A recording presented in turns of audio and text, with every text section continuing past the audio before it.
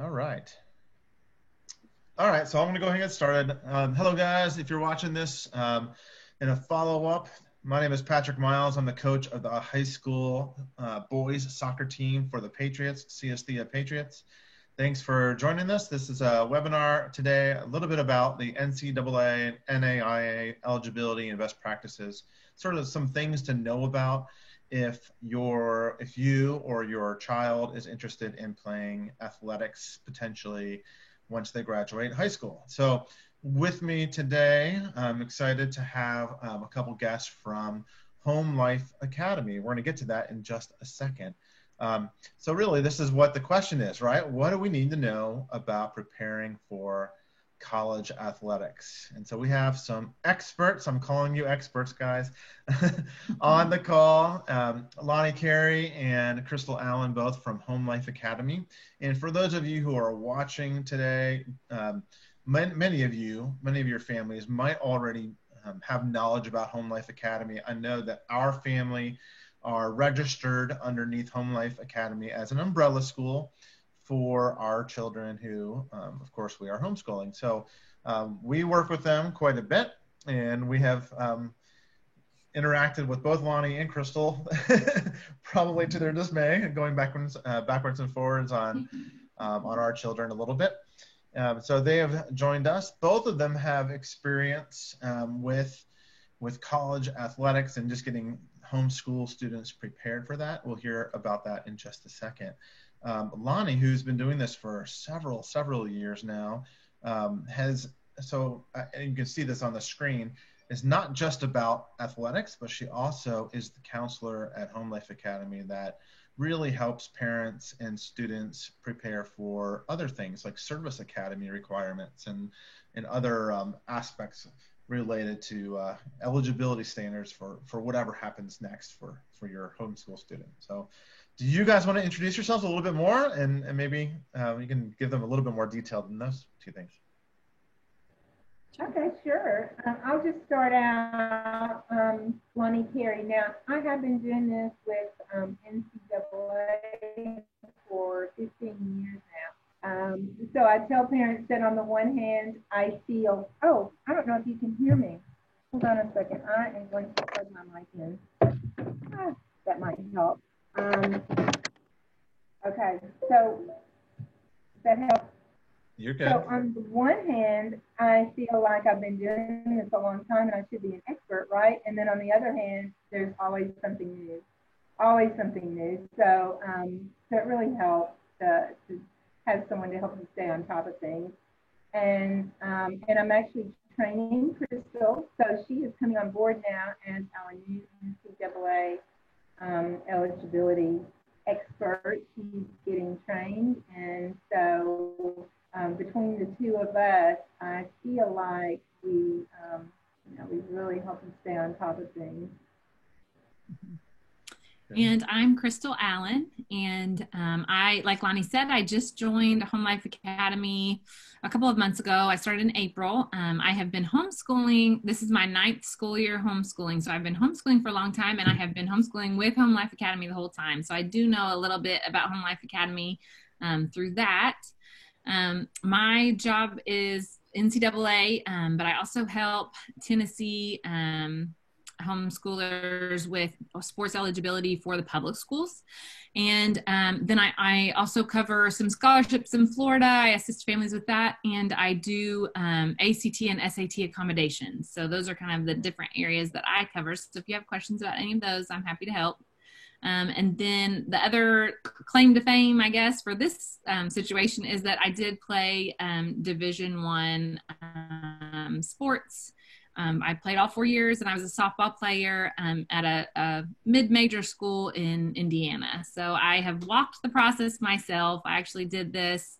It's been a minute. It wasn't yesterday, but I did have to go through the process of getting approved and deemed eligible. So I've been through it, and I'm learning from Lonnie. So between the two of us, yeah, like she said, we'll be able to help you out and get you moving along the right path. I was curious. I didn't know that you were actually homeschooled, Crystal. So that's another good thing to know about. May have to dig in a little bit there. Good. So just as a reminder, we're going to, the first part of this webinar, we're going to really focus on the academic eligibility, some of the requirements as a homeschool student, maybe even talking a little bit about the difference between being an independent homeschool family and then a homeschool family who's underneath an umbrella school, and what does that look like, and how does that interact when you interact with the eligibility centers, respectively, for the NCAA or NAIA. What does that mean? And then some just best practices on things like keeping track of your academic records and your core course worksheets, though, those fun things that we'll definitely cover, I know. And then if we have some time at the end here, we're going to talk a little bit about the athletics side, and I'll talk a little bit about that from my role as a coach. And again, I think Crystal can offer a little bit from her experience there as well, if we have that time. If not, we'll follow up this with a second webinar, and make sure you do talk to your own coaches as well. Okay. So let's just jump in. I'm going to stop sharing my screen, and I'm going to allow Lonnie and Crystal to kind of take over here. Okay, I'm going to jump over and share my screen. We're going to do it this way.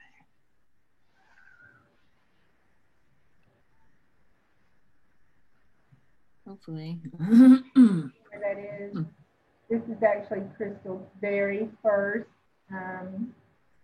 Zoom, where she's Oh, Zoom's fun. Press the little green button on your controller. I'm learning. So I did that. Now it's saying it will not be able to record the contents of my screen until it's quit. Do I go ahead and quit it?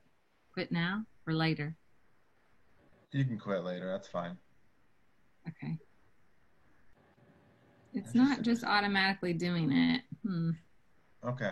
Well, you can quit, and if not, Crystal, you're more than welcome to send it to me. And if you want, I can try to load it up, and then. Let's try one more time and see if it does. There you go. There we go. I got it this time. That's your whole screen. Yep. Okay, so on our side of things, I do have a little experience as a college athlete, but at Home Life Academy, we don't really do much with the athletic sides of eligibility. With NCAA, it's kind of multifaceted in the eligibility side of things. They want to make sure that you're eligible athletically and academically. And so Home Life Academy, Lonnie and I take care of assisting families with all of the academic eligibility, and try to focus in most on that. Not saying that we can't answer some other questions, but we're just not experts in those areas. So we don't always have a lot of information, and we do refer you back to coaches or directly to NCAA if you have specific questions about athletics. So I just wanted to give kind of a rundown of the three major groups that we work with. Obviously NCAA, it's the biggest one. It's the one that most people have heard of, and that's the National Collegiate Athletic Association. It's just a member-led organization that tries to focus on helping student athletes be successful now and in their futures. This does have three different divisions. The biggest division, the one everybody's heard of and sees football and basketball games on TV, is Division I. Division II is also rather large, a little bit smaller than Division I. Typically, these schools are smaller. And then Division III are typically the smallest of them all. In NCAA, Lonnie and I will assist you if you are a Division I or Division II athlete with eligibility.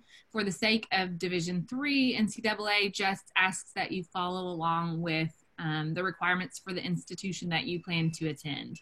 A lot of times students don't really know what they're going to be doing. They don't know if they're going to be D1, D2, D3. And so it's good to go ahead and get yourselves ready. And you know, in a second, we're going to talk about getting an account, but you want to go ahead and get an account, because when you sign up for that account, then you'll be prepared in case a D2 or a D1 institution reaches out to you and shows interest in you or your child.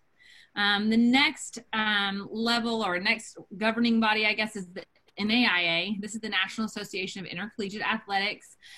These schools are also typically a little bit smaller. They tend to be more the size of a Division II or Division III school, and they are focused a lot on balancing intercollegiate athletics as well as the educational experience. So a lot of times these are liberal arts colleges and things like that, but they do have excellent sports, and we can assist you with uploading transcripts. They don't typically have as many requirements as NCAA, but there are a few things that we need to assist you with when it comes to letting them know what courses you've taken and those kinds of details.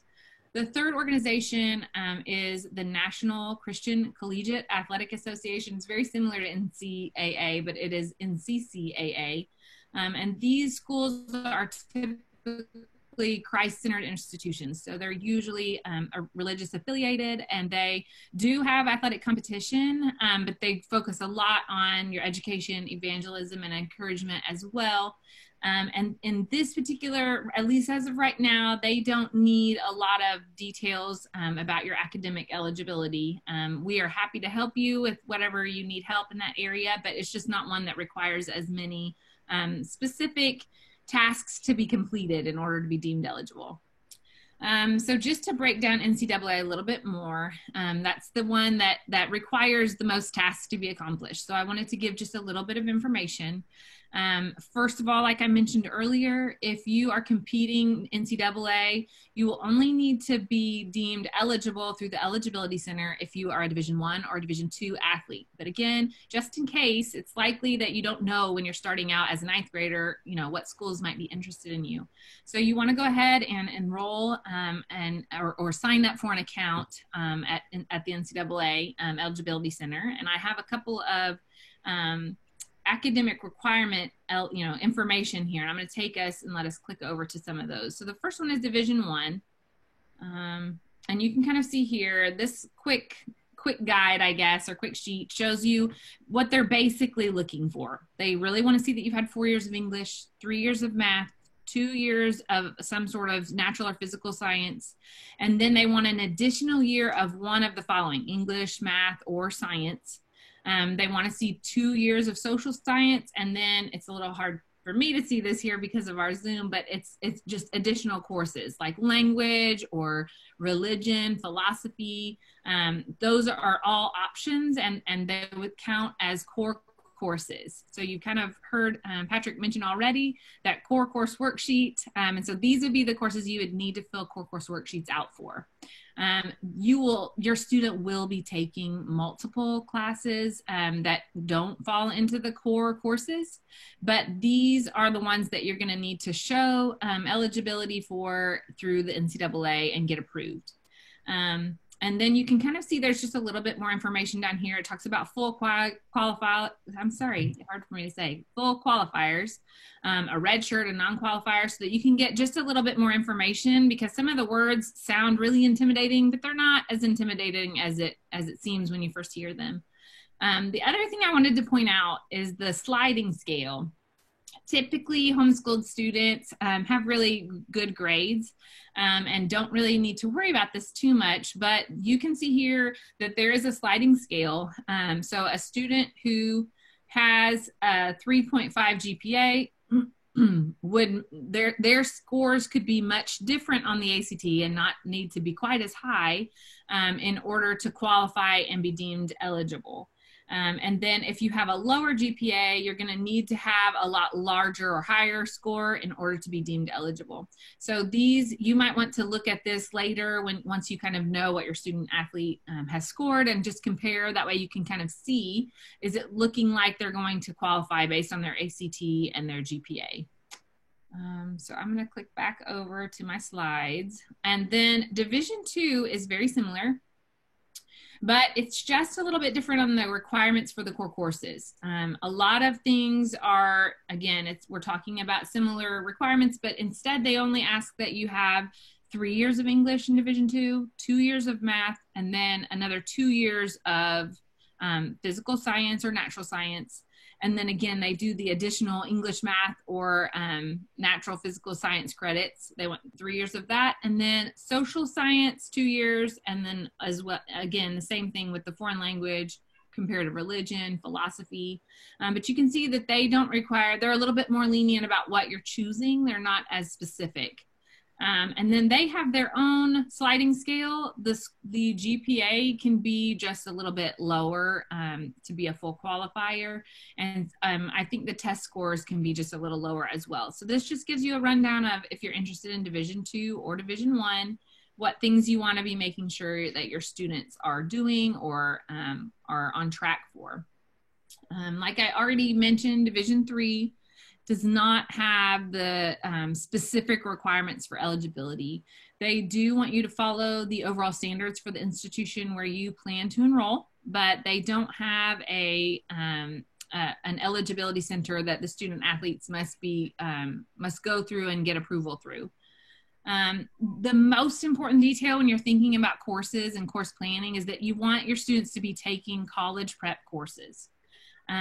Some schools are going to have different requirements than NCAA. So if you have a school that you know you're really interested in or your child's really interested in, you'll want to get onto their websites and make sure that you are taking courses that they would want you to take as well as meeting the NCAA requirements. Because sometimes the schools will require more than the NCAA and sometimes the NCAA will require more than the school. So it just kind of depends on the situation. Okay, so a good general timeline is once your student athlete gets into the 9th grade, we want to be thinking about planning. This is the year to really consider if you are an athlete, you want to be thinking about what would be good courses to be taking so that it's likely that we can get you core courses approved as you're moving through the process. It's always, this is probably the year that everyone feels the most nervous. Everyone's nervous about, is it going to work? Are the core courses going to be accepted? And so this is the time that moms and dads are reaching out and just asking lots and lots of questions. So definitely if you're in that place, you are welcome to call us and ask. We're happy to help as much as we can. We can't ever guarantee that a course will be approved, but we do have, again, Lonnie has lots of experience helping families get through that process, and she knows a lot of the ones that are typically approved versus ones that sometimes throw up some trouble for families. Then the other thing that you want to start thinking about are core course worksheets. So you may as well start them early because it's better to get them started and be moving through the process as opposed to trying to wait till last minute and fill core course worksheets out for all the years and remember what you even did. Because I know for me, from year to year when I'm homeschooling my kids, sometimes I don't remember what we did 2 years ago. So it's easier if you're doing it as you go. In 10th grade, you're going to want to register with and get an account with the NCAA Eligibility Center. And just be monitoring that account because sometimes they will give you like a task list and there's usually information on that account so that you can constantly be aware of what's needed and what's happening. Like right now with all of the coronavirus situation, a lot of things have come out that are shifting the requirements. They aren't needing as many things because not as many things are available. Like last year's students, there were a lot of problems with the tests, the ACT and SAT tests, they were canceled. And so the NCAA made some decisions and adjustments for those students. And since this is such a strange time, a lot of things are changing regularly. So it's good to log on to that Eligibility Center account and just know what is going on currently in athletics and with the NCAA. For 11th grade, this is when it starts to get kind of serious. You're getting closer. This is usually the time coaches are kind of reaching out and contacting you. And so you're going to want to make sure that you're checking with your counselor, if it's Lonnie or I, or you're going to want to make sure you're following along a path or a plan that is going to help you make sure that you graduate on time and that you've got core courses that will be approved when you submit your core course worksheets. This is also a great time to take the ACT or the SAT. And you want to make sure that when you take that you submit your scores directly to NCAA using their code 9999. And then at the end of that year, we will submit the very first transcript to the NCAA Eligibility Center so that they can see what courses you've been working on and the things, where you stand currently. That final year in 12th grade, students are going to finish out their final core courses. Usually in 11th grade, you have a pretty good idea of what's left. So 12th grade, you're just finishing those up. You can also take the ACT or the SAT if you haven't done it yet, or if you would like to try to get a better score. That's another time for you to be able to do that. And then after April 1st, students can request their final amateurism certificate. And more goes into the amateurism certificate than just academic eligibility, but academics is an important part, and that's the part that we can help you with at Home Life Academy. And then finally, you're just going to finish up graduation, and we're going to post the final transcript with your proof of graduation to that NCAA Eligibility Center account, so that you are official and can get your final approval and all of the good things that help you move on to the next step. So the last link that I'm going to talk about before I pass it over to Lonnie is just some links that are really helpful. I think Patrick included a couple of these as well, so I'm going to skip over a few of them. The NCAA Eligibility Center, that one is definitely, you're going to want to get on there and click around. Even if you're not getting an account yet, you're going to want to see what's available, because they have wonderful resources just so that you can kind of make a better plan for you, for your student athlete, and for their plans going forward. You will want, I think, oh, sorry. I'm not sure. Sorry about that. Let me see if I can get to my links and go from the current slide. Okay, so the one I wanted to show you, or the two, I guess, that are the most important are the PDFs, the Guide for the College-Bound Student Athlete. This PDF is one, you want to remember, this is a really important guide. You're going to want to read through it, but you want to remember when you read this one, it's not only specific to homeschool families. So in this case, there's going to be a lot of information that's really important, but there's a lot of information that's specific to public schoolers or independent homeschoolers. And if you're with Home Life Academy, you're under an umbrella, so you're not an independent homeschooler. This still has a lot of wonderful information. It's pages and pages of telling you what to expect and things that you need to be making sure you're doing, so that you can stay on track and not get off track, I guess, while you're trying to move towards eligibility. And then the one that I like to recommend the very most for our home life families is the Homeschool Toolkit. So this one gives you just a little bit more information that is specific to homeschoolers.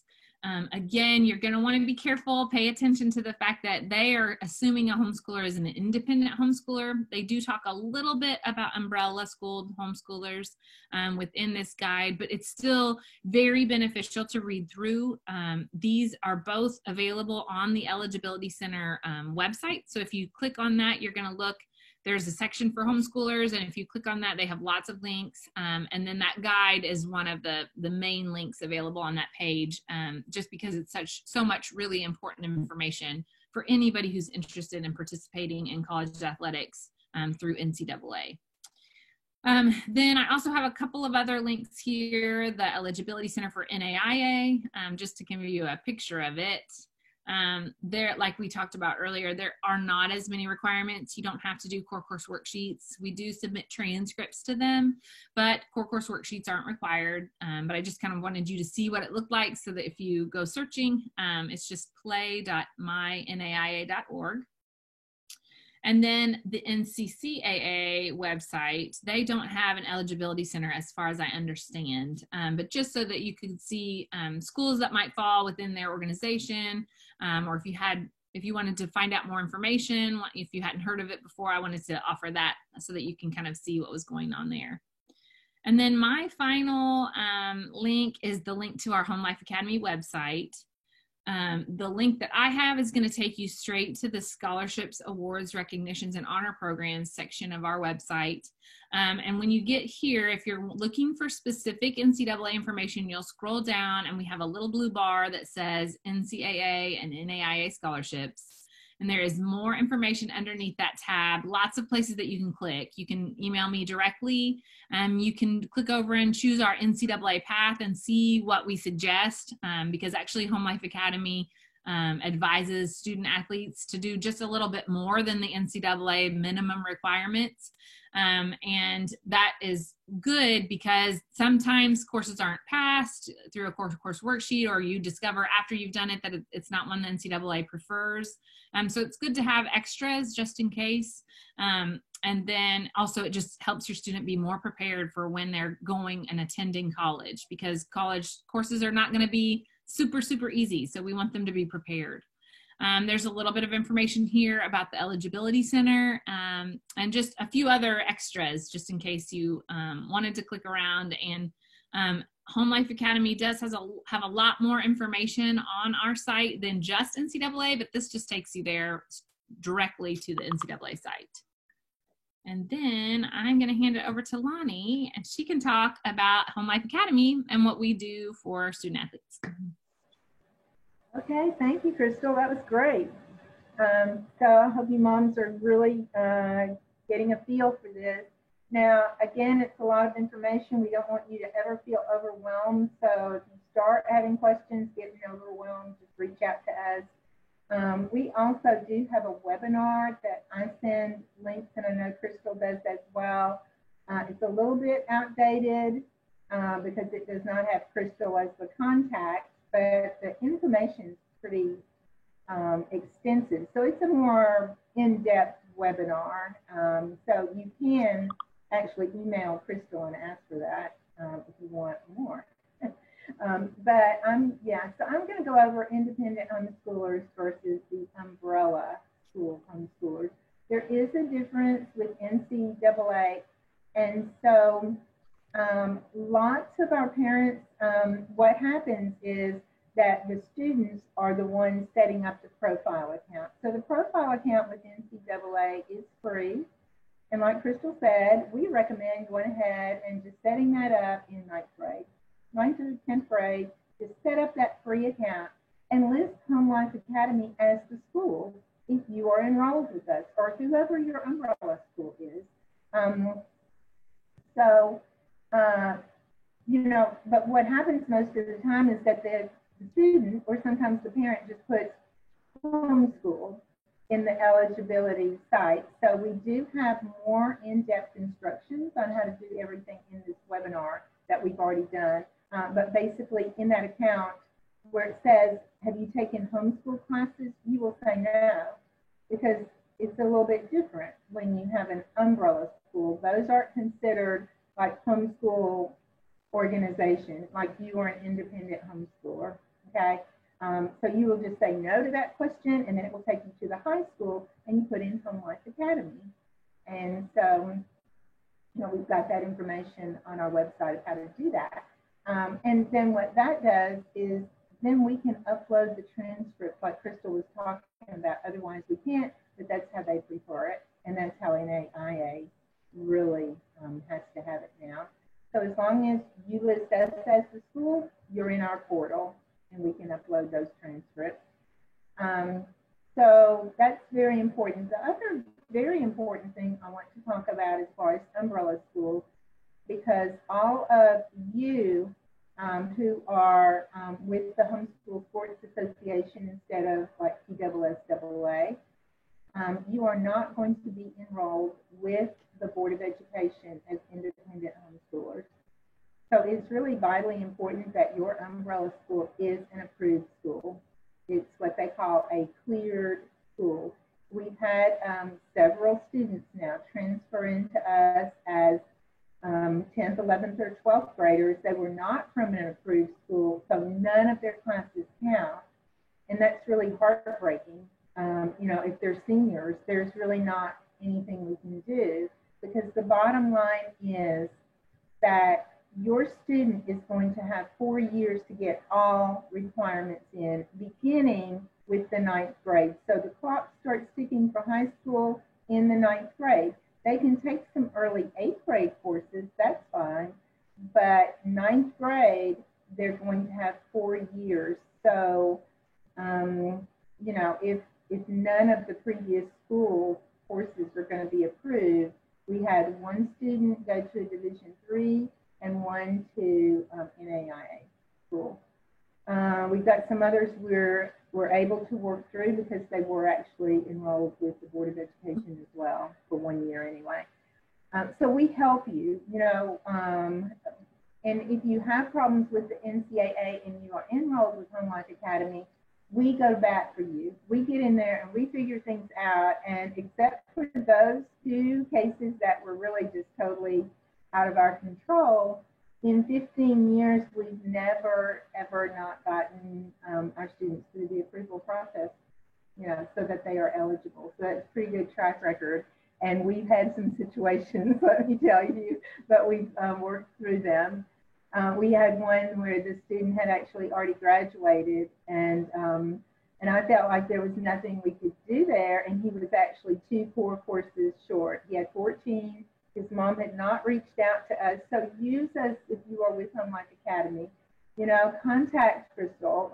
Use the resources that you have. But she didn't. She didn't know. She was doing everything on her own as a homeschooler, and totally spaced out on the fact that he needed 16 core courses. And so, by the time she called me in tears that they were not going to approve him, I just didn't know anything else to do except to say, it was on a Friday afternoon, and I said, let them know you are with Home Life Academy, even though you weren't on our radar and you didn't really use us, but you are our student, and I will pray with you. And so she called me Monday morning, all, happy, ecstatic, and she said they dropped that requirement, which they can do, and they went ahead and let him, be fully eligible with 14 core courses. I'm like, okay, I don't know if it was the prayer or that they know our students. We have a lot of students that we work with, and so I said probably a combination. But just an example of how we are there to go to bat for you. Some of the things that I wanted to talk about too is when you register with Home Life Academy, or if you already are, but you are not tagged as an NCAA account, we will tag your account so that we can filter those accounts and send you information on an upcoming webinar or something like that. And then you can also tag your student as being on the NCAA path in Apple Core. Another neat thing about Apple Core is we do require course descriptions in there, and that's to help you. It helps us, but it helps you. So like Crystal was saying, you can't remember, when you're an independent homeschooler, if you do not have to have that accountability, you cannot remember what your child did last year probably, but we have the record of it in Apple Core. So it's really helpful for you to go back and say, oh, but now I've got a record under each course of exactly what we did. And then we also, one of the huge things we do is help you with those core course worksheets. So basically, they are going to be submitted at the end of the junior year and the end of the senior year. So there is, like in that handbook for Division 1 and 2, there is that 7-10 requirement. And what that 7-10 means is that by the end of the 3rd year of high school, even if your student does 2 10th grade years or 2 11th grade years, you still only have 3 years from that 9th grade start date to get 7 core courses in the areas of English, math, and science. And then you have to have 10 core courses total. So 10 core courses that you're going to send into them on the 4-course worksheet. 7 have to be in those 3 areas of English, math, and science. So I've been working all morning with trying to get a kid who came from public school and failed a lot of courses, and this is very interesting. But we're doing it on our end if he can complete everything on his end. So that's something that we make sure before we send any transcripts out that your student is going to be eligible, and that you don't just accidentally overlook something and the colleges have those transcripts and they are not eligible. So that's huge, and that's really a comfort to our parents as well. Let's see, some other notes I was going to do. Okay, so we're going to tag your students. We're going to know they're on the NCAA path. Monitoring. Now we're a big school and we have a lot of students, even a lot of NCAA students. So we're not going to be necessarily sending you out emails, saying, oh, I just happened to look over your account. We're probably not going to do that unless we're doing the transcript review, which we do every single Well, we do it in 11th and 12th grade now, but we do that in high school for every single student. But other than that, we are depending on you to reach out to us. We are depending on you to keep that conversation going. If you have any questions, any concerns, that you let us know. Otherwise, we're not going to know, okay? And I don't want to ruin our record of getting every single student through eligibility either.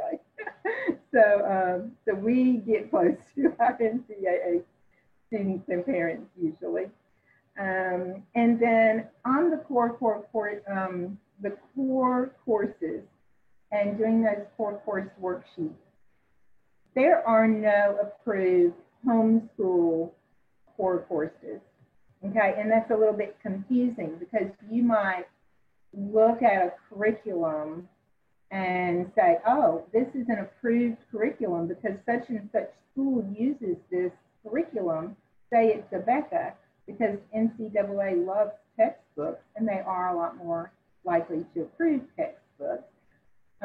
But for homeschoolers, you cannot say, oh, that's just automatically approved, because everything really goes back to those core course worksheets. Why is that? Because the way they look at things, they're trying to make sure that every single student is eligible, but they are going to make it in college. You know, they're putting a lot of money into these athletes and they don't want them to fail college. So they really hold them to standards, but as you could imagine, it's very hard to hold public school, private school, and homeschoolers to the same standard, right? So if you use something like Abeka or Bob Jones or one of the Glencoe or, you know, any of the public school textbooks, we can tell you that those most likely will be approved, but you still have to do the core course worksheet, because the way they look at that is, well, a homeschooler is different than a public school teacher teaching in a class where everything's more standardized. You could take that textbook and decide to only teach half of it, or maybe not do all the requirements, or maybe just let your kid read through and consider it a credit. They don't know how you're using that textbook, right? So when you write up that core course worksheet, you know, and give the description and what you did and what percentage was tests and homework and classwork, then they're going to get a good idea of how you use that. Like, you're basically using that textbook just like a public school teacher did, and they will approve that. You know, so that's key, and that is why we really like to go over every core course worksheet before it gets sent in, because we're always going to pick up on little things that we can tweak, and they might make the difference between your student getting approved for eligibility and not. So there's a lot of things, and like I say, I've done so many. I don't do the core course worksheets. The parents do and send them in, but we go over them, we tweak them, and so we have done hundreds and hundreds of thousands of core course worksheets. We know what they look like. We know what they're expecting, and you know, so I had to just kind of go with my gut feeling on them on last week and say, after I looked over yours, why don't we tweak this? Why don't we reward this? You know, the other thing we're going to do for your students is we are going to go over their transcript and make sure that their transcripts look the best for colleges and for NCAA, to make sure that those courses are lined up the same as the core course worksheet. You know, that's a key there. You know, to make sure that well, we like on our transcripts, I like to see sports every year. There are independent homeschoolers out there who never put sports on their transcript. Well, that's the first thing the college is going to see. I want sports showing up, and I want that particular sport showing up on the transcript. You know, just like if your child were going to Juilliard School of Dance, you know, they require 3 dance courses every single year to even get into their school. So with sports, we want your children's sports to show up. We don't want it to look like, oh, they played baseball in 9th, but not in, we don't know. I mean, you know, because they play 4 years. So just little things like that we can look at. we can make sure that those courses are listed accurately. You know, we can recommend dual enrollment courses. Just so much goes into this eligibility process because it is key to your student playing sports in college. You know, if they don't make it through the eligibility process, they don't play or they might redshirt. So it's just something that, like I said, we've hired Crystal now to be basically the NCAA counselor, and that is going to be the bulk of what she does because we have so many students now who play sports and who are wanting to play in college. So I'm so thankful to have her on board. I think that I will turn this now over to Patrick, and we might have some Q&A at the end. I'm not sure, but that's basically what we do. Mm-hmm. We definitely have some questions, listed a bunch of them. There's a couple that we put in the chat. I think you answered some of them as we were going along, and I wanted to make sure I captured as many as I can. And if I repeat a question that you've answered, please forgive me. So one is, can you talk through the focus of colleges and universities around what they consider the most when it comes to like eligibility, ACT versus SAT, and then maybe how those scores compare against like your GPA average, or we know that some schools sometimes want to know, am I in the top 5, top 10, top 50%? Can you talk a little bit about that? You're muted, Lonnie. Oh, still okay. muted. There you go. So we do rank our students, and it's according to ACT and SAT scores only. Because again, there's a wide range of what, you know, the courses that our students take and what grades they get. So, you know, we don't rank that grade point average. But we do class rank exact by ACT scores, and we can also rank like top 10, top 5, things like that as well. So the colleges for homeschoolers, and that includes our students too, they are going to go more by the ACT and SAT scores than the grade point average because they know that that can vary widely according to what kind of courses that a student has taken. We do weight GPA as well when you request it. So if a student takes honors courses, if they take, you know, dual enrollment, CLEP. Now, NCAA does not accept CLEP, so I do not recommend that for any of our sports kids. But dual enrollment, I almost always recommend, like 11th and 12th grade, because it will give you a weighted GPA. It will help you get accepted into college. And a huge thing is that the reality is your kid's going to be playing sports in college. They're going to be going from homeschool, which is very, oh, I can do my homework at midnight, I can do my class whenever, to being on a college schedule. And so if they can get some of those real writing, extensive, you know, time-consuming college courses out of the way, then that's really going to help them, especially their freshman year. So that's another thing that we as the counselors can certainly help with, is recommending dual enrollment and different kinds of courses like that. Great, very helpful. Got anything to add? Sounds good. I think you mentioned this, and I think I caught it. The SAT scores listed on the NCAA requirements seem really high, but I just wanted you to state it out loud again. Like above that, I think most of us who took them before know the average or the ones are like your highest is 36, right? Mm-hmm. So notice that these were like 70 or higher. Like, yeah. Can you talk a little bit about the scores? Composite score. Yeah, I'm sorry. I should have said that then too. I realized later, I thought, oh, I probably should have mentioned that. But yeah, the scores look super high on the on the sheets that I showed because they're doing a composite, and they will take if you have a really high math one time and then don't do so hot on math the next time, they'll take the highest of all the ACTs that you've taken. So that one does look a little bit skewed when it's saying things like a 37. Wait a minute, that's supposed to be high. Why does it look like, a student who did well has to have a 37, like, so that, Yeah, that they're putting it together. yeah, they're actually very low. I mean, Mm-hmm. very low. Mm-hmm. Because what they are is they are the sum composite. They're not the average. They're just the sum. So what you're going to do is you're going to add up those 4 sub-scores. And like Crystal said, you can take 4 different ACT tests if you want to and add up the highest math, the highest English, highest science, and reading, and then add them all together. So when you add those together, you're going to get a 76, say, because you've got a low GPA. Still, that's a pretty low, ACT. So we've really rarely, if ever, had one of our students struggle with that.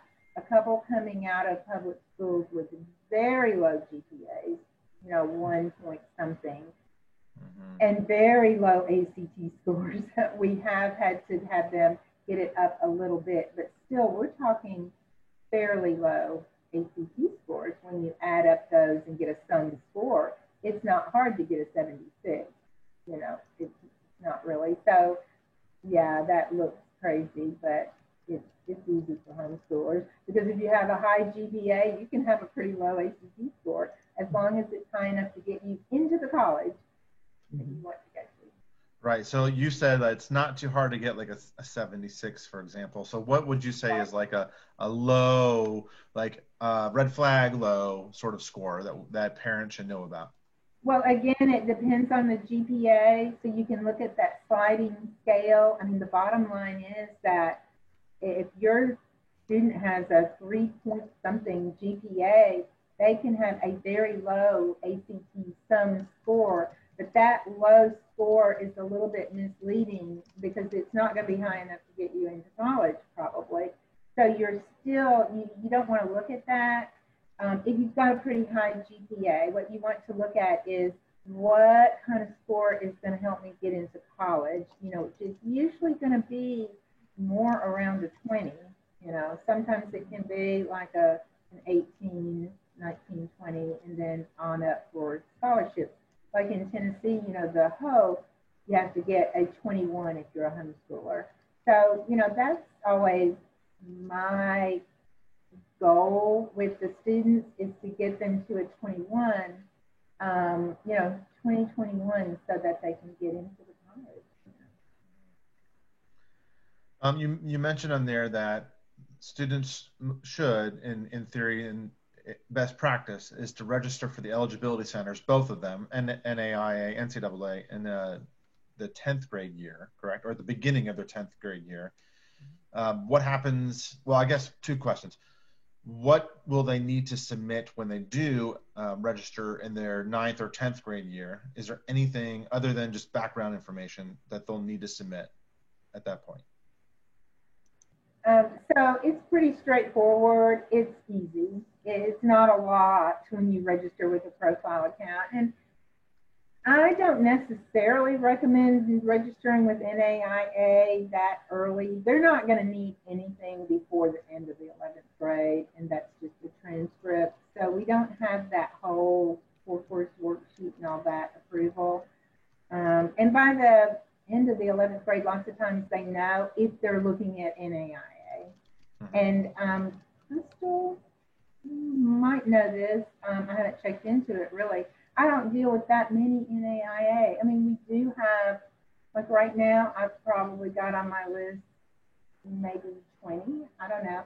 But we don't do a lot with them, except for doing fee waivers and uploading transcripts. But I don't know if they have a free account. I don't recommend doing that unless you pretty much have a feel that you might go that way. But I know that NCAA, of course, does have the free account. And then you've got your NCAA number that you can put on everything. You've already got it. All you have to do is switch it over, and your information maybe update some of it, but it's in there. I'm not sure. I feel like I had heard that you can go like levels on NAIA where you get like a starter account, and I think that one might cost a little less. I feel like both of theirs cost. I can't remember for sure, Lonnie, but I do think there is like a, you know, a starter option, and then once you were going to be approved, then you had to pay for the next level. Mm-hmm. Probably why I don't recommend it, because you have to pay something, you know. Sure. What happens if students like they realize, oh my goodness, I'm halfway through my junior year or I'm beginning of my senior year, and I just realized, oh my gosh, I could play, but I'm way behind and I have not ever submitted anything. Is it too late? So Lonnie has been the queen of that. In fact, that's what she's been working on all day, helping a family work through that. It's not too late unless it's your spring of your senior year and you're just now reaching out. So if you're a junior, absolutely reach out to us and we will come up with a plan. We'll see what we can do. We will look at all the options. There are lots of different things. Lonnie mentioned dual enrollment is an excellent way to get a lot of courses quickly because you take one semester and get a full credit. And so dual enrollment is a really great way to catch up a little bit. And hopefully that gives our students a chance. If they're way behind, I guess dual enrollment isn't always the best option. But that's a really good starter choice. It depends on where they live. There are lots of different, you know, if you happen to live in Florida, I know this group is mostly Tennessee, but if you happen to live in Florida, then you might have options that your state offers for quick courses. But we can look into lots of different options and we'll work with you and see what we can find out. In some cases, like Lonnie talked about, if you were registered in Tennessee with your school to play sports with your high school, then sometimes we can find ways of you know, getting the courses approved that way, or we do just a lot of different things. So there's a solution in most cases. I would say the only time that you're too late is when you're in the spring of your senior year and deciding now that you want to try to play and you've only got math, you know, something silly like that. Mm-hmm.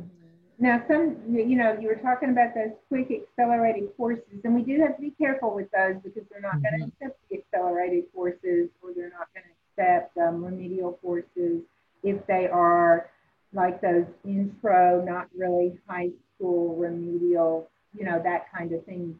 We know that they're really not going to accept those. So again, like Crystal said, as long as your student has a fairly high ACT score, enough for the college to allow dual enrollment, that is an excellent choice in junior and senior. And the thing in Tennessee is that the dual enrollment grant is going to cover some of these courses between that and the Hope Scholarship. And, you know, there are online dual enrollment as well. So like Bryan College, which is kind of right down there by most of your families, you know, you can do Bryan College, and I believe they pay for all dual enrollment in 11th and 12th grade, you know, and that's at a really good Christian college.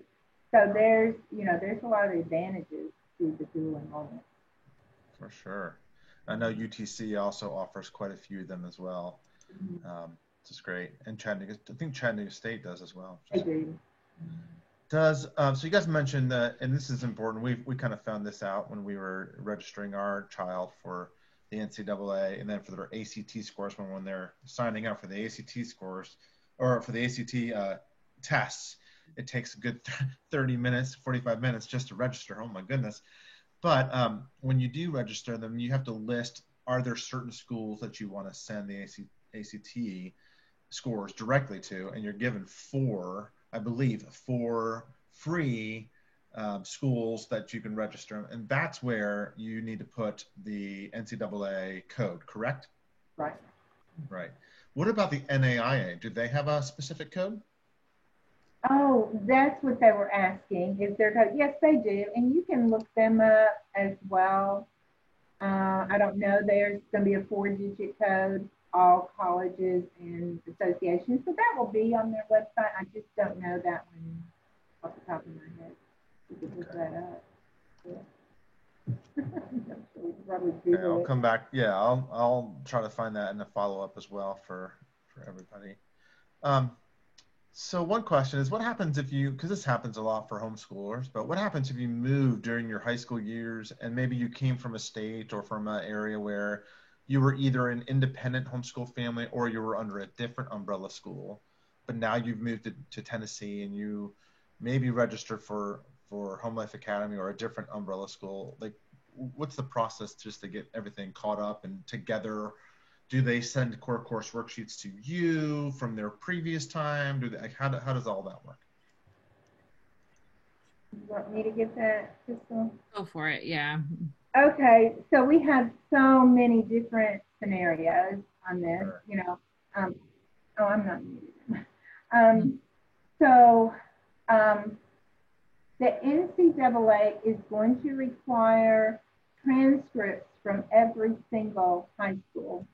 Okay, so what that means in their account, in your eligibility account, when students come into us, say they are senior already, and they might not even have an account, right? So we are going to help you, you know, okay, list us as the high school, then you are going to have to, in your eligibility center account, list, maybe they were an independent homeschooler in ninth grade.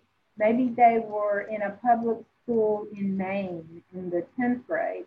And then they were in the military, so they moved overseas. You know, we have kids from all over the world, and that's the neat thing is that they can stay with us, you know, but say they weren't registered with us.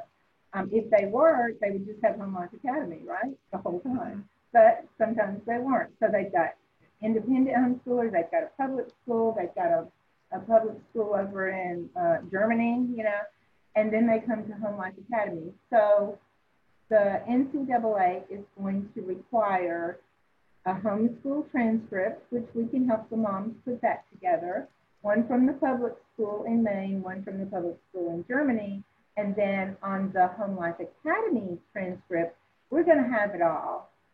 You're going to submit all of that to us. It's all going to be in Apple Core, our grade reporting system. So we're going to have your total transcript with transfer courses from parent records, transfer courses in 10th grade from the public high school. So everything's going to be lined up nice and neat for NCAA for colleges. And then showing transfer courses from another public school in Germany, and then Home Life Academy courses through us in the senior year. So it's all going to be there. Everything's going to be lined up. But NCAA does have to have those transcripts directly from each school. And then when they do dual enrollment, that will be showing on your Home Life Academy transcript as well. It'll be showing as a dual enrollment course from the particular college. And that college, you will request that college to send a transcript as well. So they've got all the originals. They're going to line up perfectly with what's on the Home Life Academy transcript. And it's just such a seamless, you know, way to do things where everything's just very nice and neat, you know. Okay, and so just to make sure I'm clear and that everybody else is clear, for homeschoolers that were independent for a while, how did they send their particular transcript or show that they are a school? Because they're independent, there's not a school.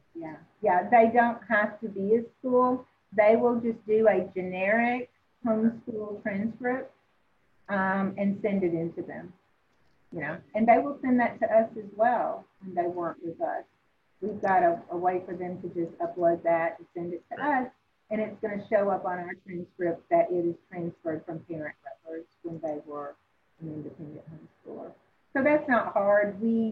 HSLDA has those forms, lots of, you know, generic forms out there. So. Sure. Yeah. You mentioned students that are given 4 years to complete all of their high school criteria, like once they start ninth grade, the clock is ticking, as you said. What happens for students who maybe complete their high school diploma requirements in 5 years rather than 4? So that's fine. The NCAA colleges don't seem to have any problem with that. You know, there are various reasons. Sometimes the student is young and they want to play their sport, you know, another year. That's probably the most common reason. However, Unlike our other fifth-year senior students, sometimes they are doing a fifth year because they don't have the required courses, right? That cannot be the case for NCAA. They still have to have all their core courses completed, and then they can do another year. They can go on and do dual enrollment. They can fulfill our requirements. So lots of times we say, just don't do personal finance. That's a requirement. Don't do health. You wouldn't necessarily have to do that if they've already done that. Because we've had students come in from public schools where they already did have all those requirements. They can still be a fifth-year senior. There's no law against it.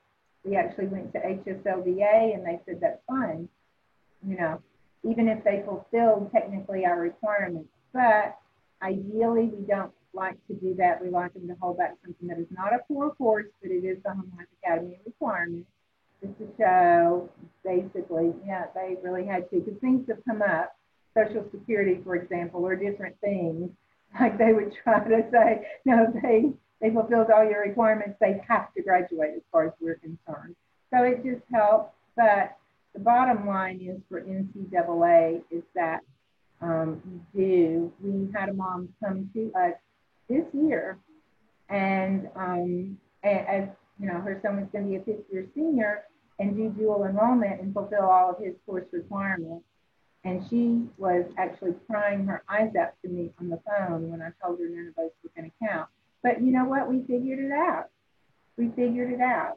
That how he could qualify without those, because you can do summer school in the 11th grade, and get those in. And so, there's some ways to do that, but they can do a fifth-year senior, but none of those courses are going to count. Right. I would imagine, especially for homeschool students, we have a lot of families who maybe were served on the mission field, and so therefore they were kind of out in a different country even perhaps. And so, maybe they don't have quite the requirements that they thought that they were going to, and when they moved back to the United States, they realized, oh no, so they had to kind of complete a couple more years of high school or do things like that. Yeah, like I said, it's difficult. We'll really do all that we can. We really have to brainstorm sometimes with these families to make sure that as much as we can that they will be eligible, because some parents do think that they can do more core courses now that will count in that fifth year, and that just cannot happen. And again, sometimes they didn't count eighth grade credits. They didn't know they could count eighth grade credits. So that has saved a couple of our students, because you can count eighth grade credits without that 4-year clock ticking. So some of the things that they take is like Algebra 1. They can't really take in English early or U.S. history. The colleges aren't going to accept those. But usually it's going to be a high school science, a high school math, or even a foreign language. Right. I can't remember. Does Home Life Academy, I think you mentioned this to me before we started the webinar, but do you guys serve families in Georgia? Oh, absolutely. No, we don't provide the legal covering. So it's going to be a little bit different in Georgia. They do have to register with the Board of Education in Georgia as a homeschooler. That covers them legally, but then everything else, we're still totally your school. So what that means is, well, doesn't make any difference if you're with Home Life Academy, but what that potentially would mean is, since you do have to register with the Board of Education, if you came to us in your senior year, and we've had to do this for students, and you were registered with an umbrella school, say, or somebody else who is not NCAA cleared, just count yourself as an independent homeschooler for those years, because they are going to have to be by their law, But now in Alabama, we cover you totally legally. You don't have to do anything with the Board of Education there. Yeah, we have so many families that live or may move across the border. It's really simple. It happens all the time with families. And so if they do move over to Georgia just across the border, yeah, from what you said, they do have to register with the Georgia Board of Education as a homeschool family. And I know there's some other requirements there. But then when they list Home Life Academy as their school in the eligibility centers, do they list it as the Jackson, Tennessee school, or is there another Georgia school that they select? No, we don't have an address in Georgia, but that's fine. Like I said, NCAA knows us as a school.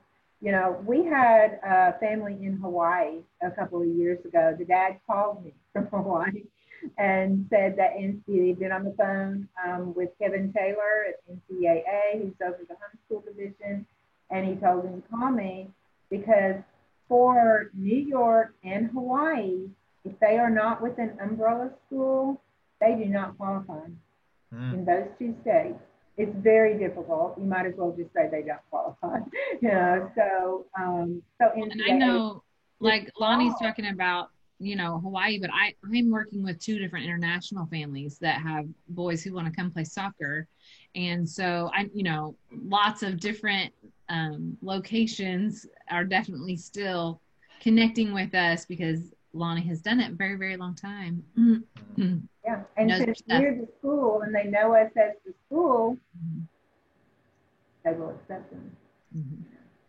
So that's kind of different because, again, if you're with an umbrella school that is not being cleared, they're not going to accept those. But if you're an independent homeschooler in any state, they will accept those.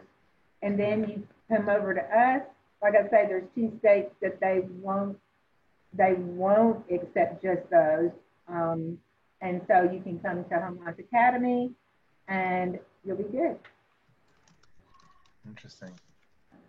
If families are under an umbrella school, do they have to register under a school, or can they register as an independent homeschool family in the eligibility centers? Okay, so again, if they're with Home Life Academy, they want to list Home Life Academy as their school, and that's going to involve saying no to taking homeschool courses. You know, they consider homeschool courses, you're an independent homeschooler. So in the eligibility in your account, that's going to throw you into a little section that best you can list like your homeschool association name. That's not a high school. That's not where you want to be. You want to say, no, we're not doing independent homeschool classes. That would make it clearer to say that. So that's how you list us as the high school. Now, if you are just an independent homeschooler, of course, you will say yes, and you will be an independent homeschooler. And they are going to require more things from you, more information, more forms. It will be a little bit more difficult. Interesting. So yeah, there's going to be a lot of parents and families who have students at homeschool co-ops or homeschool sort of secondary academic support schools, Hilger Higher Learning, things like that, right? They are not listed as a school in the eligibility centers. And so they still have to register either as an independent family if they're not under an umbrella school, or as well as under an umbrella school like HLA, correct? Exactly, right. Yeah. Okay. How can you show a student's sport on their high school transcript? Can you talk about that a little bit more? Like, do you list them as a PE class and as an extracurricular activity? Like, what's the best practice there? You can do that, Crystal. Okay. So a lot of times, Lonnie mentioned this one a little bit earlier. She says she likes to see it straight there, right on the transcript, at least 1 PE credit. And do you, Lonnie, usually go with like a half credit or a full, depending on how many hours they're putting in? Depends on how many hours. Okay. So if we count a full credit, we want you to have had 150 hours. But if you're an NCAA athlete, that's probably very reasonable. You're likely to have completed 150 hours of work on your sport. So, and that can count, again, you can list that as a PE course. And that doesn't have to just be your team and your games that you're playing with. I know personally, when I was an athlete, I was doing lessons 100 times a week. We were there at lessons for pitching. I was there at lessons for hitting. I was doing extra with my dad because I was a softball player. I was in the cages every single evening. So that would all count towards your 150 hours. If you're putting in 75 hours in a school year, then you're going to count a half credit of that. And so that might be an athlete who is maybe more, if they're just doing their season, their regular season. Because, sometimes the Division II student athletes discover very late that they want to do this. And so maybe they haven't put in quite as much time, but it would still count as a credit. Then if you do other sports, I would tell you, this is maybe just a preference on my side, but if you do other sports, NCAA does want to see that. Coaches love that. They want to see that you're diverse and that you're doing more than just one thing. And so I would put all of those, the sport that you're not hoping to play, but you regularly play anyway, I would put those into the extracurriculars, because you want to list that you're busy doing lots of different things and not just only playing baseball or basketball or tennis or whatever it is that you're playing currently. You want to make sure that you are showing them that you're a diverse person and that you're doing more than just only one thing. Okay, so like Crystal said, we actually have a portfolio section in Apple Core where, lots of our parents don't know about this, but you click on portfolio and you can put in the particulars about the sports and about the competitions and about, the awards or whatever. You got Player of the Year, we won divisional championship or whatever it is.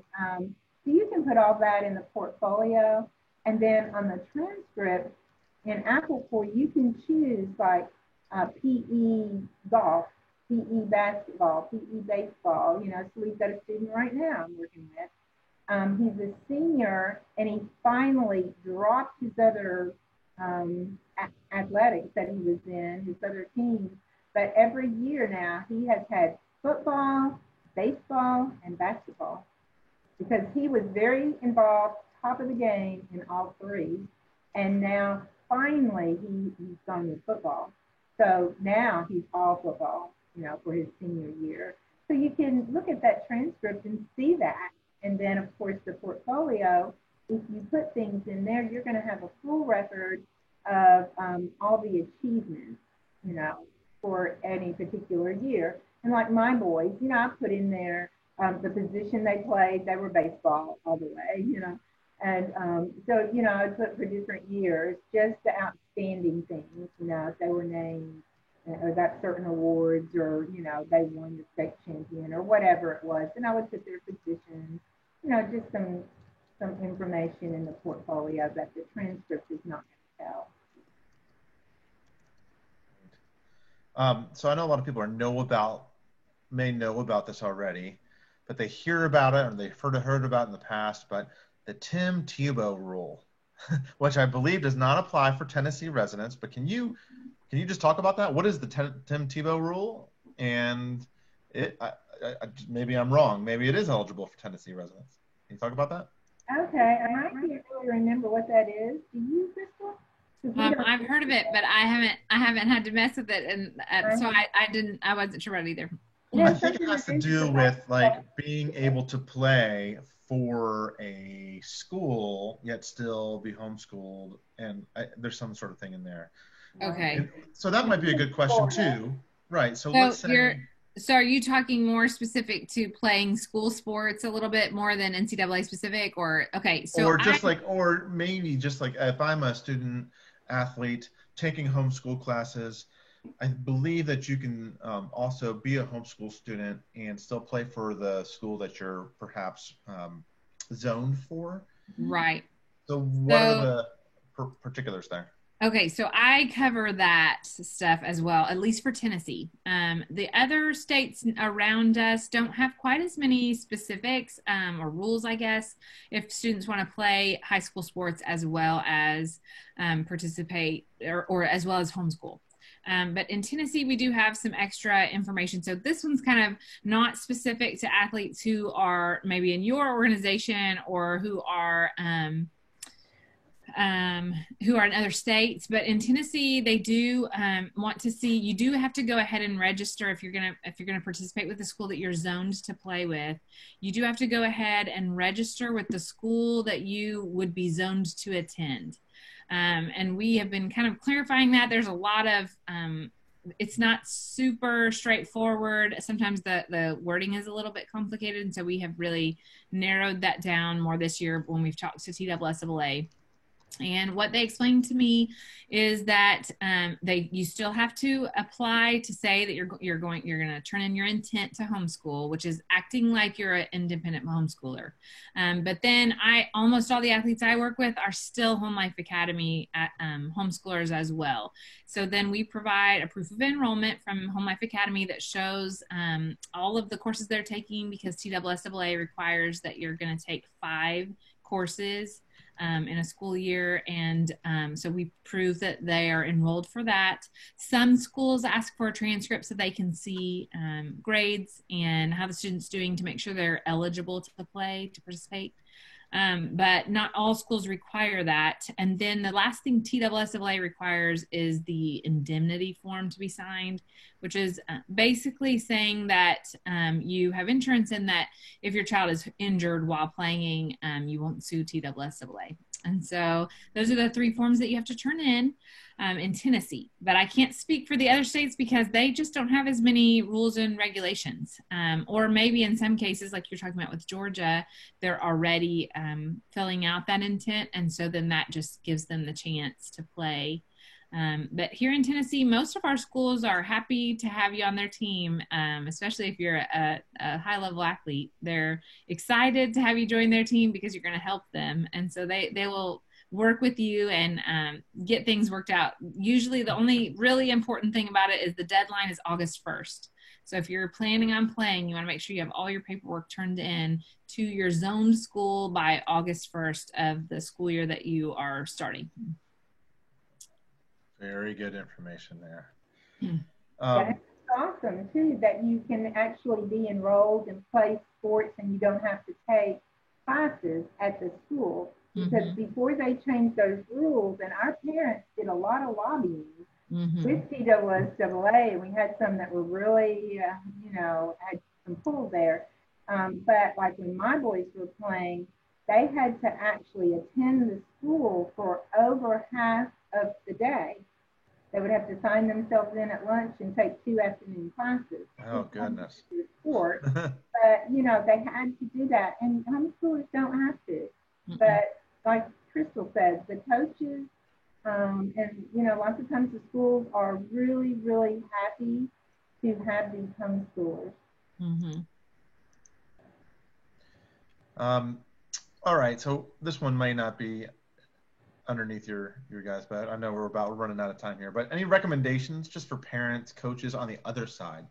I know not necessarily on the athletic part, but just even as a homeschool parent, as a homeschool coach, cheering on and making sure the students are taking responsibility for everything. What are some things that we should know about? Let's say as a soccer coach, for example, talking to all of my players, are you interested in playing? Here's what you should do. Other than doing like a webinar, what are some things that you would recommend that we make sure that we also discuss with them? Lonnie, I'll start and you can jump in, okay? So I would think that parents and coaches, just most of the things that you just said you're just going to want to be making sure if you have a student athlete that's interested, that you're helping them along the path, keeping them informed about the things they need to be doing. When it comes to, connecting them with schools, most of the time parents and coaches are just a support system. So as often as you can, you are just trying to put them in the right situations at the right times to be able to have the opportunities to be seen or to be eligible. So for the Home Life Academy side of things, just make sure that you're providing them courses that are going to be good, and that you're planning ahead, and that you're talking to your student to explain that these are going to be things that are required. You can't just slack off and not work hard in academics, because NCAA takes that very seriously. And then when it comes to sports, again, continuing working hard, providing opportunities and chances for them to show their abilities to the right people. Mm-hmm. The only thing I would add to that is time management is crucial. Yeah. It is so important. And that's kind of the downside of homeschooling lots of times. That's the one thing that college professors say, that, homeschoolers are weak on deadlines, taking deadlines seriously, being able to, manage this. And so time management is so crucial when you play sports, to really, really get good at organizing your time and taking advantage of every minute that you have. Because I talk to parents and students, I'm like, they can do this. They're young. They're at the top of their game, mentally, physically. Hey, have them push themselves. Have them, just really, really see what they're made of, and take those demanding courses. Get those college courses out of the way in high school. So sometimes in the 9th grade, they don't know. And I said, well, you know what? We are going to assume, if your child is playing sports, that they are NCAA bound to a Division I college. We are going to assume that. Now, if not, that's fine. They're still going to be well prepared. But, like the student I'm working with right now that came from a public school, he is an all-star. I mean, he is a football player. The coaches want him at, I don't even know what colleges, but he's going to end up, if he can get through this, at a Division I college, because he is a star football player. But he didn't take academics seriously in school. He was in public school for 3 years before he came to us. And so, again, it's very difficult. And now he's motivated. Now we're going to see what he can do. Now we're going to see if he can really catch up and get all these courses in, because he failed like half of his courses in school. He's probably a football star. He cares about school. But, we get our students in 9th grade and say, you know what? This is very serious. The academic is crucial to your success. So, we help you do that. Sure. It's interesting. The other thing I was just going to mention, just around some of that, the academics, and I lost my brain there. It kind of gets in there. Oh, I forget. It'll come to me, and I may ask them a little bit later or follow up with you. But all right. Well, I think we're about time. We've had you for a while here, but I don't know if you have any. No, I've never got a chance to ask you, Crystal, about your experience as a Division I athlete and going through this process. So, from an athlete to an athlete, what are some things you would recommend to the students watching this? Okay, so one of the things I would tell you is it was so important to me to be Division I. It was like a humongous goal, and it's a wonderful goal to have. But Division I is not the only division. And when I look back on my time, it was good. I learned a lot. It pushed me hard. There were a lot of positive things, but it's very, very serious in Division I. And again, that's the kind of personality I had, so it worked well for me. But I also think I would have fit really well in a small school. In fact, I think my actual personality, my intense athlete side loved the push of the Division I, but my just personality would have really fit well in a small school that was a little bit more intimate. And so I think one of the things I always try to encourage athletes is to don't limit yourself to just one school or to one place that you want to go. In some cases, that school may not be looking for an athlete like you. And in other cases, you might not realize how great of a fit, a smaller school, or maybe in some cases a bigger school might be. So definitely don't limit your options. And when it comes to eligibility, make sure that you're doing the best that you can to meet all the eligibility requirements for any of the options, because you never know what chances that you might have. And then again, like Lonnie said, time management is a really good advice piece because, and I think for me, I would add on to say that as often as you can as the student, start taking responsibility now, because in college, goodness, you're thrown in. You've got to get it all worked out. You've got 20 hours of sports practices. You've got traveling. You've got to be telling your teachers that you can't make it to a class and you're going to miss a test because you're going to be on the road, or all the different things that are going on. And so the more responsibility that you take on now and can handle now, the easier that will be when you're sitting in that classroom and on that field or court when you're in college. So jump in right now and get your feet wet with it. Really good. Well, that is really good information. I really do appreciate this. I'm going to share my screen just one more time because I'm going to try to get your guys' information up on here. We go all the way down to the bottom. So for everyone watching, if you have any follow-up questions for Lonnie or Crystal, mainly Crystal, here is her information. Her email's on here, and this is her phone number with the extension. Remember that these guys are living in Jackson, which is on Central Time, correct? Yes. So I mixed up a couple times. Sorry about that. Right. So at 9 o'clock in the morning for us, just be considerate that it's 8 o'clock for them in the morning. I have small kids, so I'm awake, but. And we will follow up with some additional links in an email and perhaps when we share this webinar as well. So Crystal, if you can send me some of those information. I did have some links, but most of them are to the 2019-2020 guides. Okay. So I need the updated guides. And I realized too that I will send you the example core course worksheets for traditional and non-traditional as well. So I'll send you an email with all those items so that you can share it with your families. Perfect. And then just so everyone realizes, this is, again, sort of what the NCAA Eligibility Center looks like when you go there. This is the, well, where does it say? Click here. I don't want to review it. I just want to say yes. But go over to the right-hand side where it says high school. Do you see where it says, it's kind of, yep, right there. Click on that one. And when you click there, go to resources. And that's what is really, that's going to be where they can find all the information that I was telling them about. This is where all the links are, that the homeschool, you're touching the homeschool one there. Right, international students are there. There's all, the guides are all there. Lonnie, I don't know, can you get core course worksheets from this spot, or do you have to click into the guides? Yeah, no, the guide is good. It has a lot of good information, but it doesn't have those links that are going to take you to a core course worksheet that you can actually do online. So, so you want to go to the homeschool and just scroll on down. Don't click on the guide, and just scroll right on down that homeschool link, and then you're going to see the thing about umbrella schools kind of near the end, and you're going to see core course worksheets there that you can actually fill out online. You know,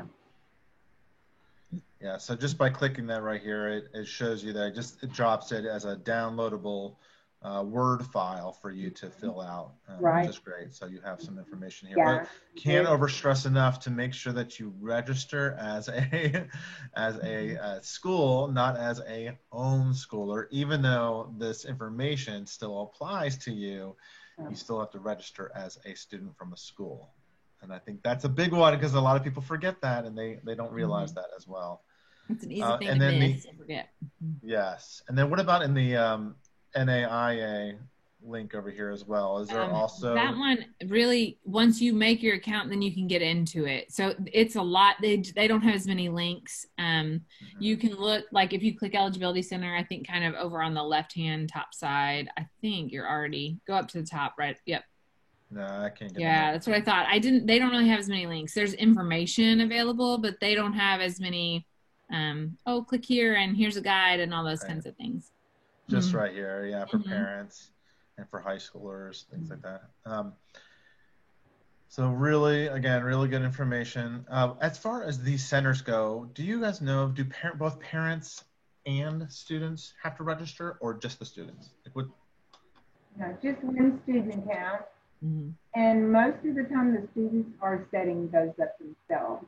So again, I like to tell the parents, because the parents watch the webinars, they're in on the Zoom meetings and everything, but then they don't think to tell their students that. So the students are going and setting up their own accounts as a homeschooler, so they don't want to do that. And then when they're applying to colleges as well, they want to list Home Life Academy as their school. People get a whole different feel for if you list homeschool, they think you're an independent homeschooler, which they're not. We do all these things for you. Right. Well, again, thank you both so much for the information and for all you're doing for all these students across various states, helping all of our homeschool students.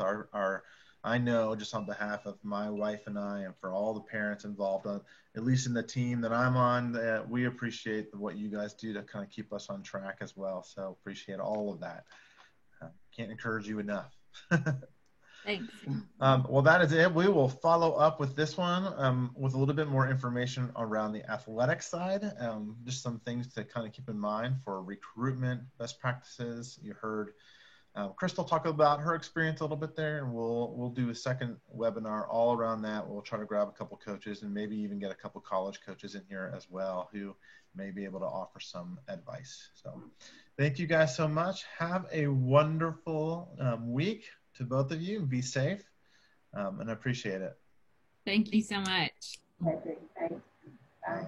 God bless. Bye. Thank you so much. Bye-bye.